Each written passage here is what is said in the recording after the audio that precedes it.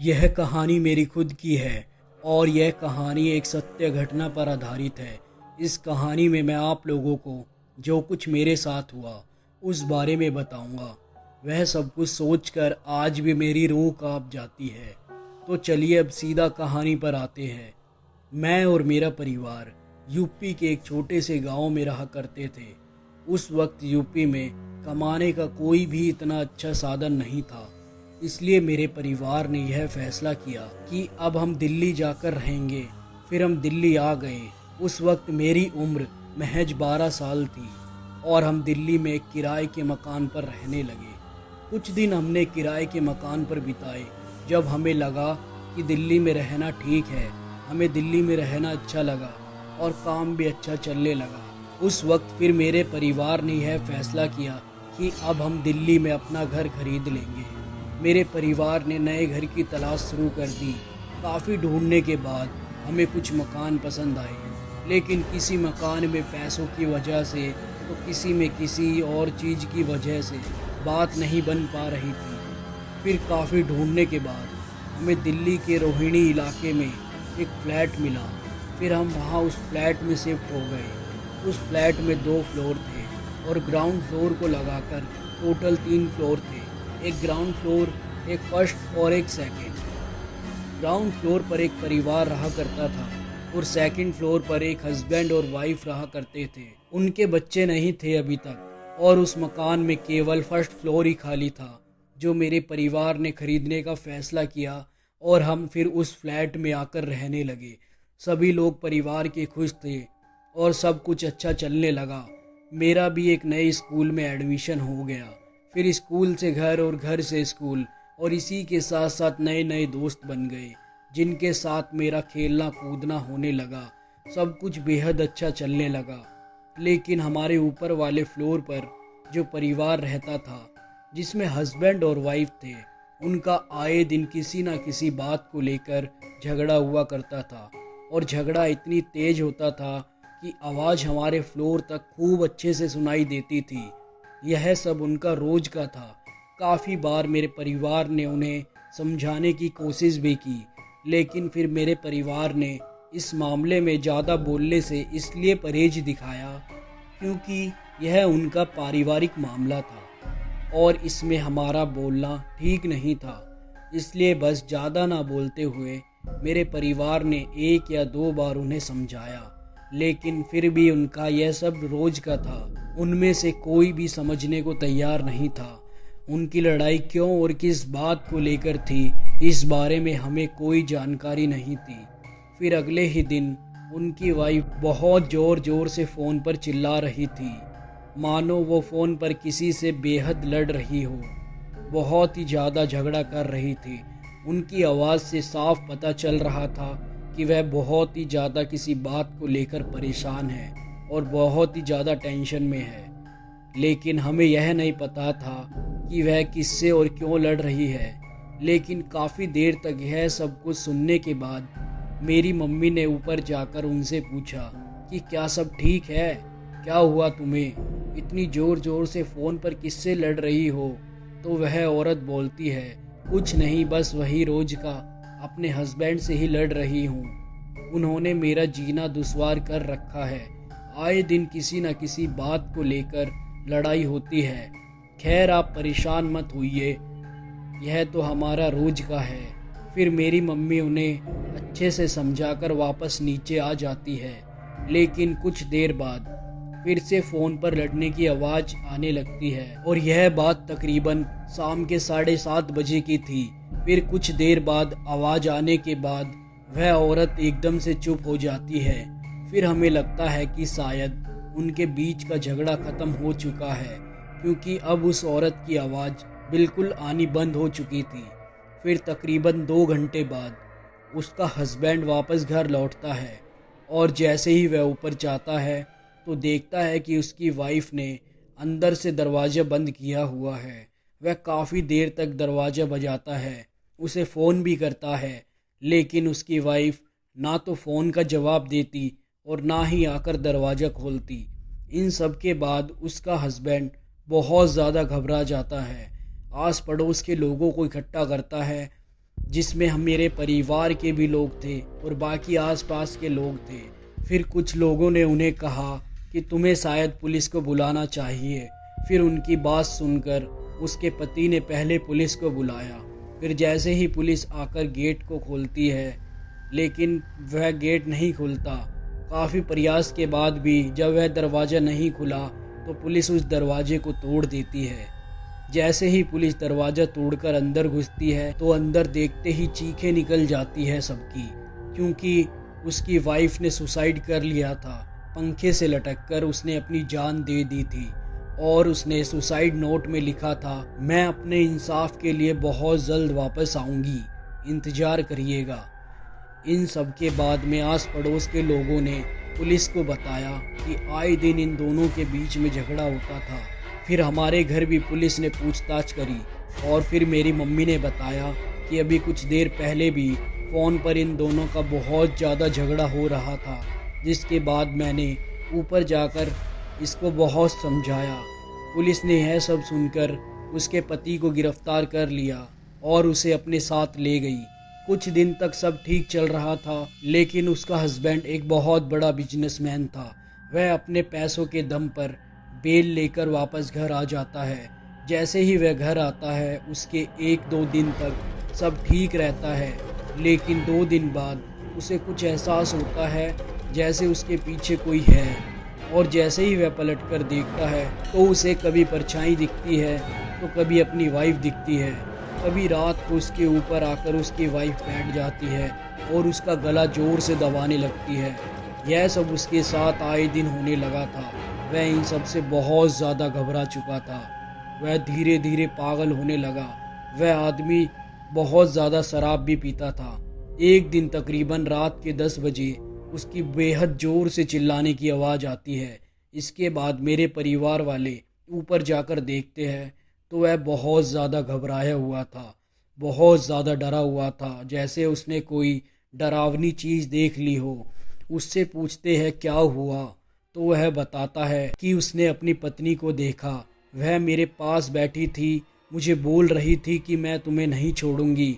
फिर मेरे परिवार को लगा कि शायद यह नशे की हालत में यह सब बोल रहा है, इसकी बातों पर ध्यान नहीं देना चाहिए। और फिर मेरे परिवार वाले वापस नीचे आ जाते हैं। लेकिन अगले ही दिन वह आदमी अपने कमरे में फिसल कर गिर जाता है और उसके पैर में फ्रैक्चर हो जाता है। उसके साथ आए दिन कुछ ना कुछ बुरा होने लगा और फिर 2-3 दिन तक हमने उसकी कोई आवाज़ नहीं सुनी। हमें लगा कि शायद वह आदमी किसी काम से बाहर गया है। हमने ऊपर जाकर नहीं देखा कि वह घर पर है या नहीं, क्योंकि हमारा किसी के घर में जाकर ऐसे देखना ठीक नहीं है। फिर अचानक 2-3 दिन बाद आदमी के माँ बाप घर आते हैं और फिर मेरी मम्मी उन्हें देखकर पूछती है, आप कौन हो? तभी वह बोलते हैं कि हम जो ऊपर रहता है ना, उसके माँ बाप है।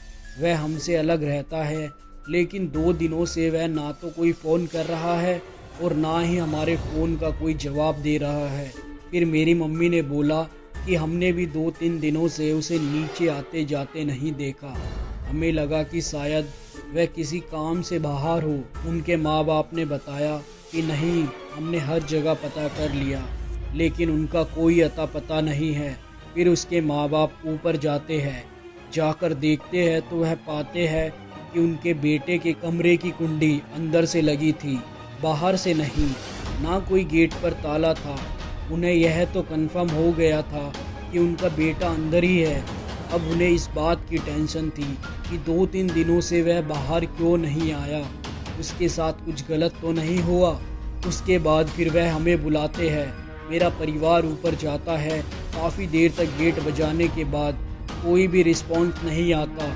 फिर आसपास के सारे लोग इकट्ठे हो जाते हैं और फिर तभी पुलिस को फ़ोन किया जाता है। पुलिस जाकर दरवाज़ा खोलने की बेहद कोशिश करती है, वह दरवाज़ा नहीं खुलता। आखिर में पुलिस उस दरवाजे को तोड़ देती है और जैसे ही पुलिस अंदर दाखिल होती है तो पुलिस के होश उड़ जाते हैं। और जैसे ही बाकी सब लोग एक एक करके अंदर जाते हैं तो सभी देखकर बिल्कुल घबरा जाते हैं, क्योंकि उस आदमी की एक कोने में लाश पड़ी थी। और वह लाश देखकर कोई भी बहुत ज़्यादा इसलिए घबरा गया क्योंकि वह लाश इस अवस्था में पड़ी थी कि उसे देखकर कहना कि किसी ने मर्डर किया हो या फिर उसने सुसाइड किया हो बहुत ही ज़्यादा मुश्किल था, क्योंकि उनके कमरे की कुंडी अंदर से लगी थी और उसे बाहर से खोलकर वापस अंदर से लगाना नामुमकिन था। इसलिए उसका किसी ने मर्डर तो नहीं किया था, और जिस हालत में उसकी लाश पड़ी थी ऐसे में सुसाइड करना पॉसिबल ही नहीं है, क्योंकि उसकी लाश की जो हालत थी उसके दोनों हाथ बिल्कुल विपरीत दिशाओं में घूमे हुए थे और इसी प्रकार उसके दोनों पैर भी दूसरी दिशाओं में थे और इसी तरह उसकी गर्दन बिल्कुल पीछे मुड़ी हुई थी। तो उसे देखकर साफ लग रहा था कि जैसे उसकी मौत किसी बुरी आत्मा के हाथों हुई हो। लेकिन पुलिस वाले इन सब बातों पर विश्वास नहीं करते और वह उसकी बॉडी को पोस्टमार्टम के लिए भेज देते हैं। लेकिन डॉक्टर बिल्कुल हैरान और परेशान थे, क्योंकि पोस्टमार्टम में कुछ भी नहीं आता और वह यह सब देखकर चौंक जाते हैं और वह फ्लैट कुछ टाइम तक ऐसे ही खाली पड़ा रहता है और सब कुछ नॉर्मल हो जाता है। लेकिन अब हम यह बात सोच रहे थे कि शायद वह आदमी सच बोलता था कि उसे अपनी पत्नी की परछाई दिखती है और उसकी पत्नी ने ही उसे मारा है। खैर, उस आदमी की मौत के बाद हमें ऐसा लगा कि अब सब कुछ नॉर्मल हो चुका है, पर ऐसा नहीं था। तकरीबन 1 महीने बाद उस फ्लैट में एक नया परिवार रहने आता है।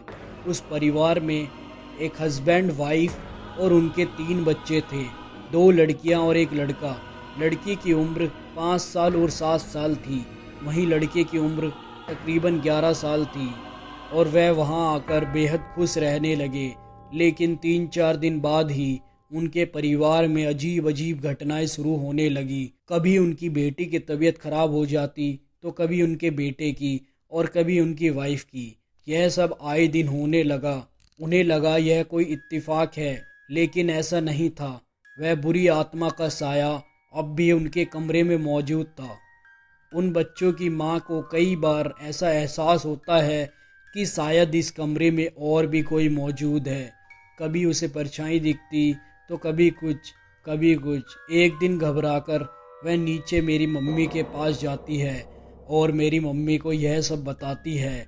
यह सब बातें सुनकर मेरी मम्मी बोलती है कि इस रूम में एक हस्बैंड और वाइफ की मौत हुई है, शायद तभी यह सब हो रहा है। आप एक काम करिए। वह बोलती है, क्या? मेरी मम्मी बोलती है उन्हें कि आप कोई अच्छा सा पंडित देखकर एक बड़ा हवन कराएं। और यह सारी बातें वह औरत अपने हस्बैंड को जाकर बताती है और अगले ही दिन वह उस कमरे में एक बहुत बड़ा हवन का आयोजन करते हैं।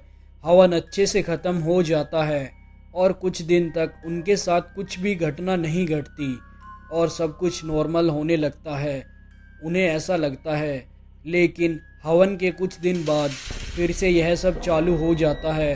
हवन के तकरीबन 2-4 दिन बाद ही उनके साथ फिर से घटनाएं शुरू होने लगती है।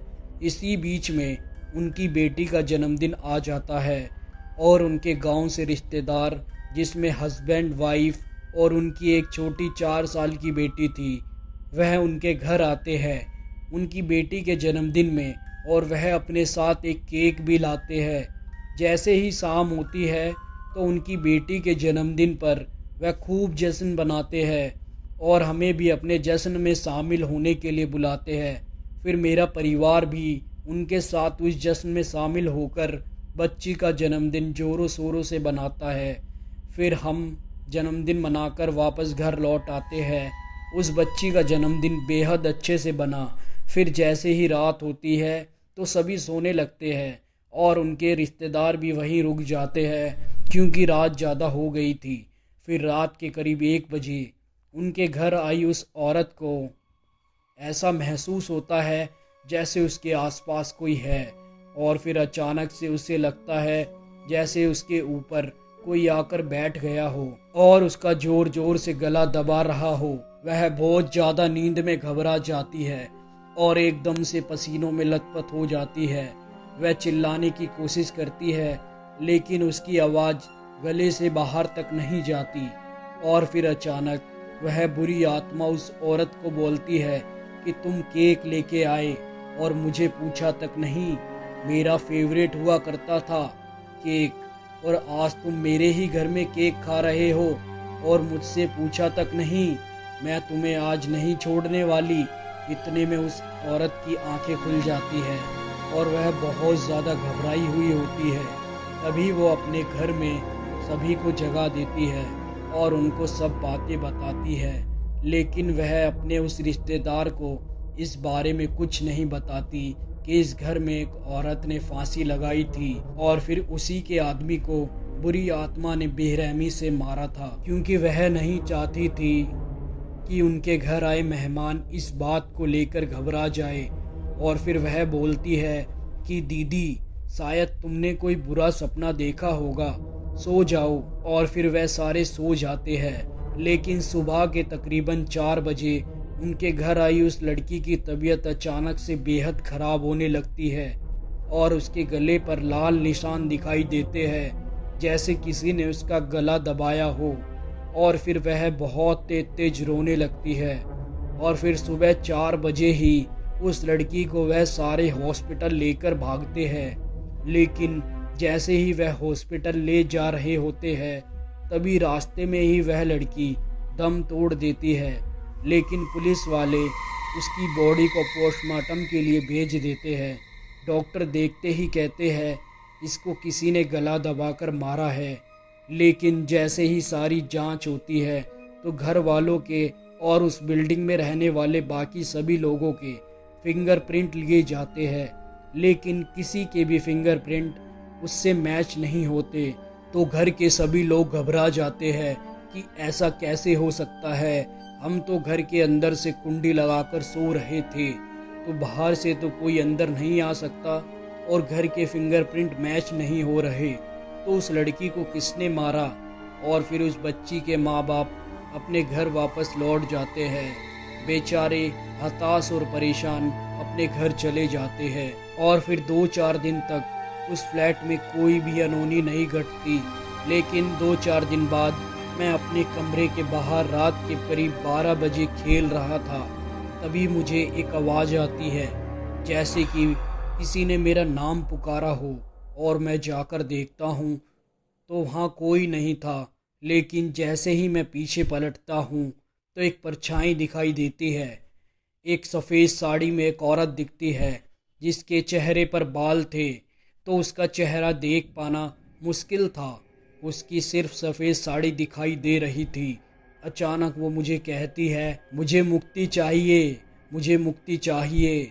इतना बोलते ही वह औरत गायब हो जाती है और मैं वहाँ से घबराकर भाग जाता हूँ और यह सब बातें अपनी मम्मी को बताता हूँ। तो मेरी मम्मी मुझे कहती है कि सो जाओ चुपचाप और आज के बाद ऐसे रूम के बाहर मत जाना। फिर अगले दिन सुबह मम्मी ये सारी बातें मेरे पापा को बताती है। तभी एक तांत्रिक के द्वारा ताबीज़ बनवाया जाता है और मुझे ताबीज़ पहनाया जाता है। फिर उस ताबीज़ के पहनने के कुछ दिन तक सब कुछ ठीक रहता है, लेकिन अचानक वह ताबीज़ एक दिन अपने आप कहीं खुलकर गिर जाता है और इस बात का मुझे बिल्कुल भी ध्यान नहीं था।